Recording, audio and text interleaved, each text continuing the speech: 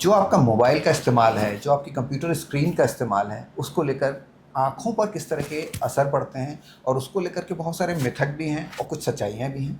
तो वो आज हम जानेंगे इस इंटरव्यू में। और इस जानकारी को देने के लिए आज हम पुनः उपस्थित हैं डॉक्टर प्रतीक गुर्जर के पास, जो कि मध्य भारत के जाने माने आई सर्जन हैं, नेत्र रोग विशेषज्ञ हैं और हज़ारों हज़ार सर्जरीज वो अब तक परफॉर्म कर चुके हैं। तो डॉक्टर साहब, आपका बहुत बहुत स्वागत है।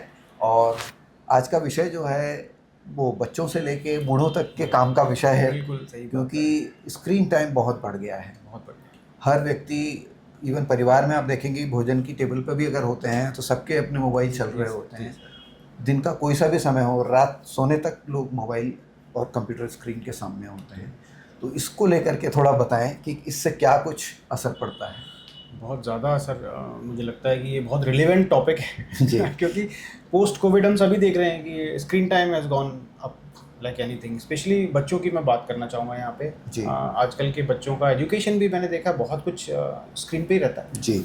ऑनलाइन क्लासेस हो रही हैं, बाकी टाइम भी वो स्क्रीन से ही ग्लूड पढ़ाई हैं। लिखाई करते हैं, आउटडोर एक्टिविटीज़ कम हो रही हैं, तो मायोपी यानी कि माइनस का नंबर जो है it's on the rise.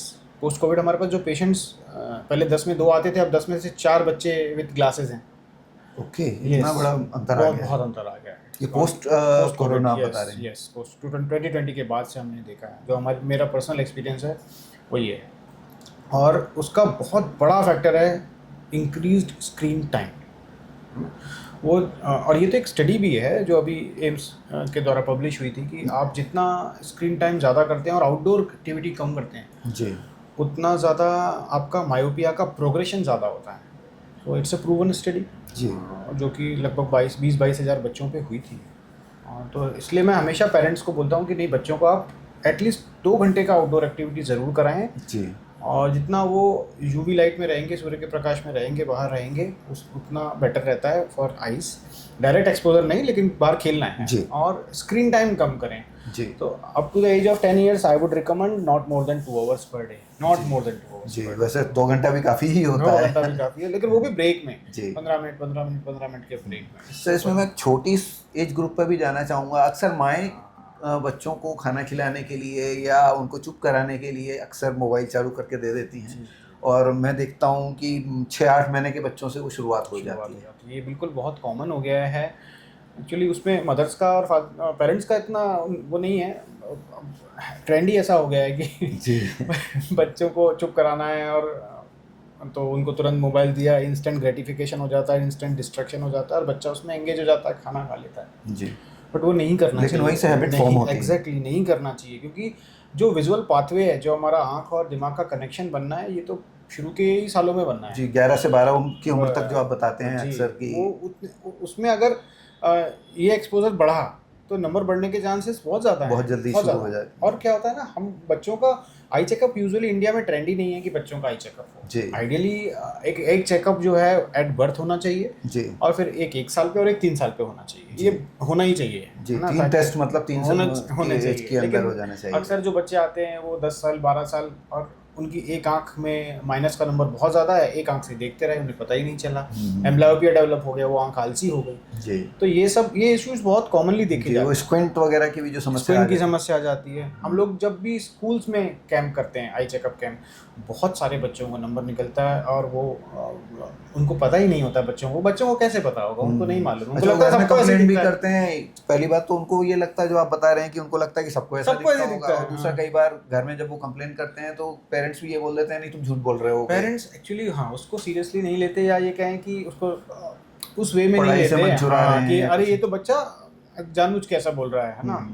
But आपको ये सब नोट करना है कि अगर बच्चा बहुत पास से टीवी देख रहा है, इसका मतलब ये है कि उसको दूर से नहीं दिख रहा है, इसलिए तो पास जाके देख रहा है ना। अगर बार बार आंखें मल रहा है, बार बार स्ट्रांगली उसको वो कर रहा है, स्क्वीज कर रहा है, हेडेक का कंप्लेंट है, स्कूल के टीचर्स से ज़रूर बात करते रहें कि बच्चा बोर्ड से पूरा नोट कर पा रहा है कि नहीं कर पा रहा। ये सब छोटी छोटी चीज़ें हैं जो अपन को देखना है। बच्चे में अगर आँख बाहर की तरफ जा रही है, अंदर की तरफ जा रही है, स्क्विन डेवलप हो रहा है, छोटे छोटे पॉइंट्स पेरेंट्स को जरूर नोट करना है। जी। तो मतलब एक डॉक्टर साहब बता रहे हैं कि पेरेंट टीचर्स मीट में केवल बच्चों की एजुकेशनल परफॉर्मेंस पे ना जाएं, साथ में ये भी देखें कि ओवरऑल उसका डेवलपमेंट, फिजिकल डेवलपमेंट किस तरह का चल रहा है, उसकी आंखों में तो कोई प्रॉब्लम नहीं आ रही। और दूसरा, घर में भी जब आप रहें तो गौर से देखें कि उसकी आंखों में किसी तरह का कोई डिफॉर्मिटी तो नहीं आ रही है, स्क्विंट तो नहीं कर रहा है, बार बार आँखें तो नहीं मल रहा है, और कोई हेडेक वेडेक की समस्या को तो वो कम नहीं बता रहा है, क्योंकि ये ही छोटे छोटे सिग्नल्स होते हैं जो आपको बता रहे होते हैं कि आंखों में कहीं कोई समस्या है। बिल्कुल बिल्कुल बिल्कुल। तो ये स्क्रीन के साथ साथ हमने बाकी भी चीज़ कवर कर ली इस बारे में। तो जहाँ तक वापस आके स्क्रीन की बात करें तो ना सिर्फ बच्चे, बड़ों में भी जो वर्किंग प्रोफेशनल्स पर हम आ सकते जो हैं, हैं, जो वो ज़्यादातर जो पेशेंट्स कंप्लेन करते हैं वो होता है कि मेरी आंखों में जलन रहती है, मेरी आंखों में ऐसा लगता है कि कुछ पड़ा हुआ है, किरकिरापन लग रहा है, किरकिरीपन लग रही है, और आंखें थक जाती हैं, हेडेक होने लगता है, सर में दर्द बहुत कॉमन है। ये ऑलमोस्ट हर पेशेंट जो कि 6 घंटे से ऊपर स्क्रीन पे काम करता है उसको ये सिम्टम्स आने ही लगते हैं जी। ऑलमोस्ट वो यही कंप्लेन करते हैं। तो हम लोग उसके लिए एक ड्राई आई वर्कअप करके एक छोटा टेस्ट होता है, बैटरी ऑफ टेस्ट, उसमें 3-4 चीज़ें देख लेते हैं और इवेल्युएट कर लेते हैं कि उनका जो आंखों में ड्राइनेस है वो किस ग्रेड का है जी।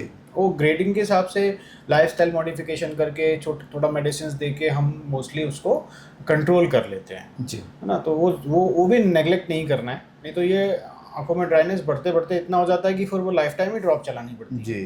तो वो नहीं होना चाहिए। तो इसमें सर न्यूट्रिशन वाला पार्ट भी कोई रोल प्ले करता है? न्यूट्रिशन वाला पार्ट, अपने आप को हाइड्रेट रखना बहुत इंपॉर्टेंट है। सीजनल फ्रूट्स जो आते हैं वो बिल्कुल आप ताज़े फल जो हैं उस सीज़न के वो लेते रहें, नट्स लेते रहें जी, है ना। नट्स भी बहुत अच्छे सोर्स हैं, ये आपको लेना ही लेना है इन सब में। और जितना भी ऑयली प्रोसेस्ड फूड है जी, ये सब कम करना है, ये सब कम करना है जी। स्मोकिंग, अल्कोहल, ये सब ड्राइनेस बढ़ाएंगे, इसको कट ऑफ करना है। प्रोसेस्ड फूड नहीं लेना है, कम करना है, ऑयली फूड कम करना है, ये सब डिहाइड्रेशन करेंगे, आँख में सूखापन बढ़ाते हैं जी। तो इसी से फिर आगे तमाम तरह की चीज़ें होती हैं जी। ये है। और डायरेक्ट एसी का एक्सपोजर नहीं होना चाहिए। हाँ डॉक्टर साहब, ये भी एक है कि कई लोग बिल्कुल एसी के नीचे बैठे होते हैं, कई बार उसका फ्लो है सीधा आपकी आंखों पे है तो वो बहुत तेजी से ड्राइनेस करता है, पूरा सुखा देता है। तो वो एक चीज़ है जो दिन में भी आप ऑफिस में एसी का सामना घर में भी एसी है, और ड्राइव करते हुए घर जा रहे हैं तो भी एसी है जी। तो वो एक नुकसान है जी। तो मतलब उसके जो ब्लोअर्स हैं उनको अपने से दूर नहीं करना है, बिल्कुल नहीं करना है जी, उसको हटा के रखना है। आपके आँख पे सीधे जाएगा तो ड्राइनेस बढ़ा देगा।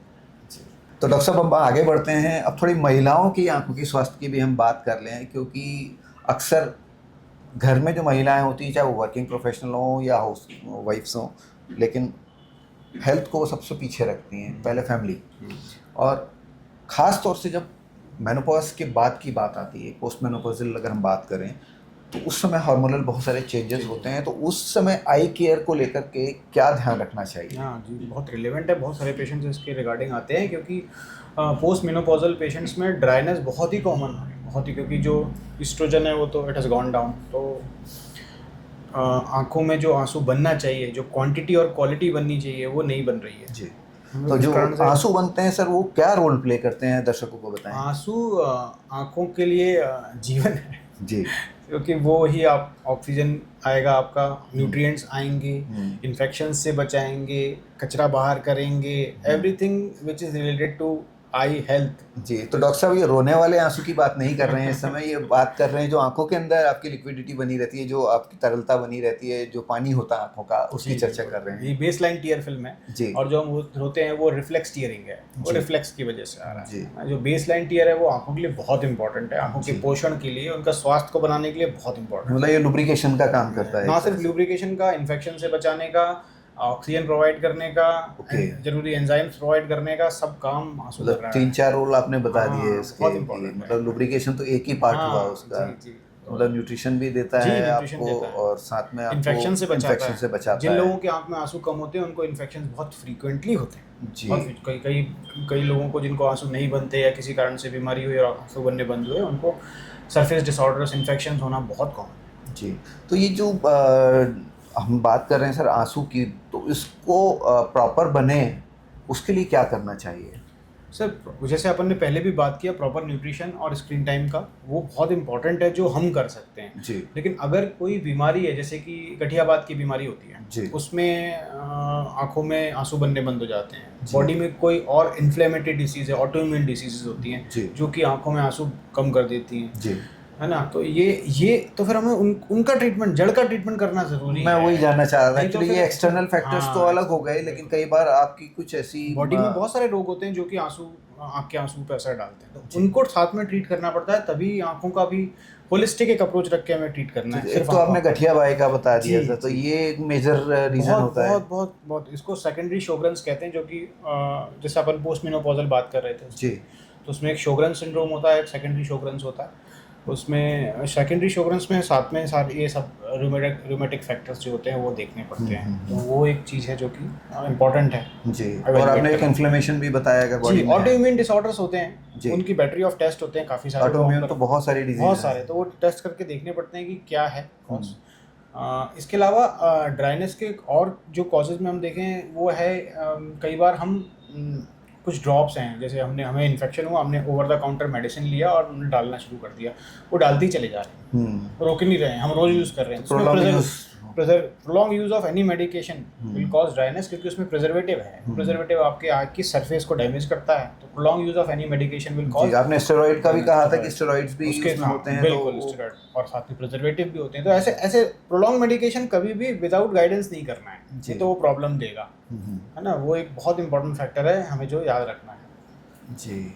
तो thank you so much doctor साहब, आज आपने आँखों से जुड़े हुए एक बहुत महत्वपूर्ण विषय पे हमारे दर्शकों को एजुकेट किया और काफ़ी सारी जो मिथ्स हैं उनको बस्ट किया, साथ में आपने डूज एंड डोंट्स बताए, और साथ ही आपने ये बताया कि क्यों आपको ओवर द काउंटर दवाइयों से बचना चाहिए और एक राइट एडवाइस क्वालिफाइड व्यक्ति से लेनी चाहिए, डॉक्टर से लेनी चाहिए, ताकि आपकी आँखें जीवन पर्यंत आपको अच्छा विजन दे सके। जी बिल्कुल बिल्कुल। थैंक यू सो मच आज की जानकारी के लिए। जल्दी मिलते हैं एक और ताज़ा तरीन एपिसोड।